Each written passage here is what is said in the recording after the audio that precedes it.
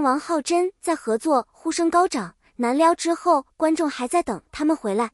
说到最近让观众念念不忘的短剧 CP， 相信很多人都会想到翟依莹和王浩真。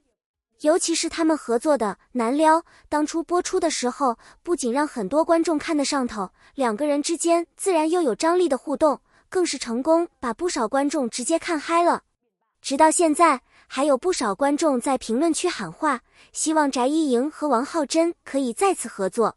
甚至有人直接表示，真的很想念他们两个人再次同框的感觉。那么问题来了，为什么这对搭档明明已经合作过一段时间，观众却还是如此期待他们再次见面？今天我们就来聊聊翟依莹和王浩真，以及难撩为什么能够让观众如此上头。首先不得不说，翟依莹这几年在短剧领域的发展速度确实非常亮眼。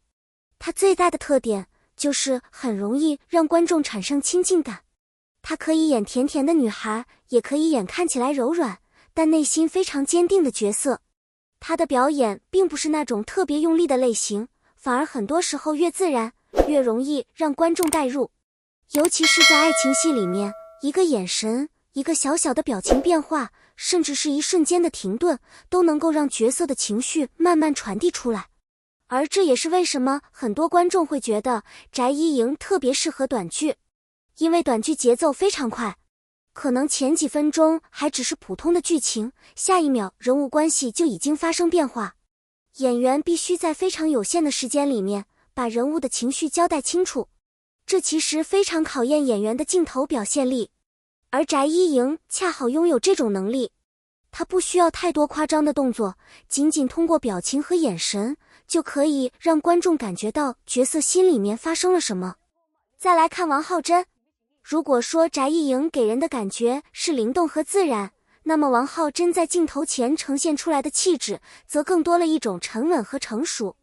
也正因为两个人的气质存在一定差异，所以当他们站在一起的时候，反而很容易形成化学反应。这也是难撩让观众觉得好看的一个重要原因。很多时候，一对 CP 好不好磕，并不是单纯看演员长得好不好看，真正决定观众能不能磕进去的是两个人之间有没有互动感。而翟依莹和王浩真的互动恰恰给人一种比较自然的感觉，不是那种为了制造甜蜜而刻意安排出来的感觉，而是在剧情推进过程中，两个人的眼神、距离、语气和情绪一点一点把观众带进去。所以当剧情出现一些暧昧场面的时候，观众很容易产生一种感觉，怎么又开始心动了？尤其是两个人同框的时候，画面本身就容易产生一种故事感。这也是为什么难撩播出之后会有观众一直记得这对搭档。因为对于很多短剧观众来说，剧情看完以后，真正留下来的往往并不是某一个具体情节，而是演员之间的感觉，那种看完以后还会忍不住回想的感觉。而翟依莹和王浩真恰好留下了这种记忆点。更有意思的是，当一对 CP 让观众产生这种感觉以后，观众的期待往往不会随着剧集结束而马上消失，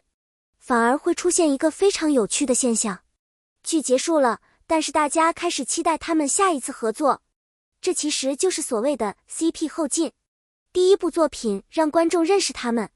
第二次合作则可能让观众真正把他们记住。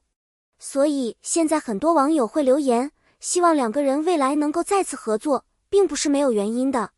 大家想看的其实不一定还是难撩的故事，而是想再看到那种熟悉的化学反应，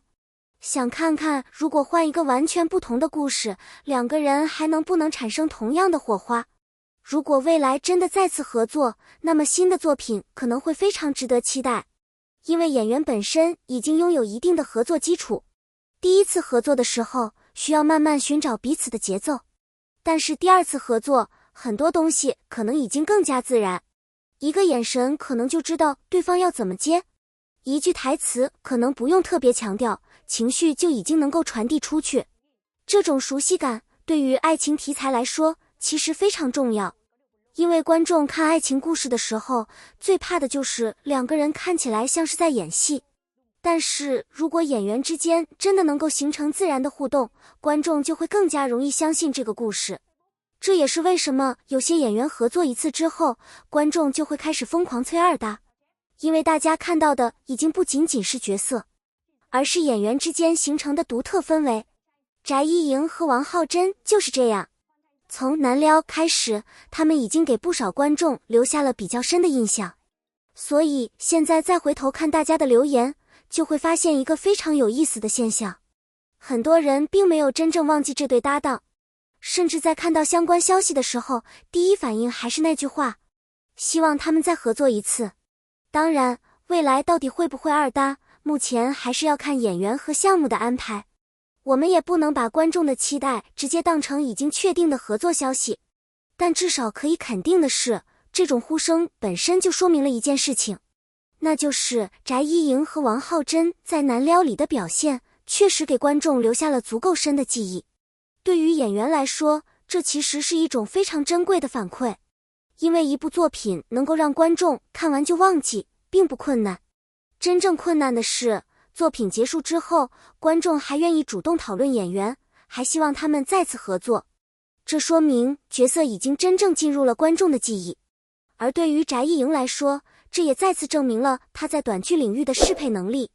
她可以和不同类型的男演员搭档，也可以尝试不同风格的角色。这种可塑性对于演员未来的发展非常重要。至于王浩真，同样可以期待她之后会不会带来更多不同类型的角色。因为观众对于演员的期待往往会随着作品不断增加。如果下一次两个人真的再次合作，那么大家期待的肯定已经不只是甜，而是希望他们能够挑战一个更加成熟、更加复杂的故事，甚至可以是完全不同于难撩的角色关系，比如从甜蜜爱情变成欢喜冤家，或者从都市爱情变成带有悬疑元素的情感故事，甚至完全换一种人物设定。因为只有这样，观众才会真正看到他们作为演员的成长，而不是简单重复过去的成功。当然，对于喜欢他们的观众来说，最简单的愿望可能还是那一句，希望有一天他们真的可以再次站在同一部作品里。毕竟有些 CP 就是这样，第一次合作的时候，也许大家只是觉得好看，但是当作品结束之后，回头再看，才发现原来这两个人真的很有默契。翟依莹和王浩真就是让很多观众产生这种感觉的一对搭档。一部难撩让他们留下了属于自己的 CP 记忆，而接下来他们能不能再次合作，就成为了不少观众心里的一个小小期待。所以如果未来真的有消息宣布两个人二搭，相信评论区一定会非常热闹。毕竟等了这么久的观众，可能第一句话就是终于等到了。当然，在正式消息出现之前，我们还是保持理性期待。喜欢演员可以期待他们的新作品，喜欢 CP 也可以享受作品带来的美好感觉，但不要把剧中的情感和现实生活混为一谈。